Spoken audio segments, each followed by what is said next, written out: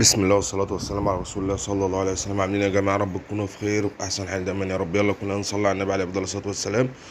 أنا بوريكم أهمية الجوانات لما تكون يعني حاجة نظيفة، بالذات طبعا جوان وش سلندر. الفيديو ده كله معمول عشان طبعا السيليكون اللي أنا بوريه لكم ده سيليكون ألماني، وبجيب أنبوبتين وبجيب عجينة وعشان الطبب والكلام ده كله.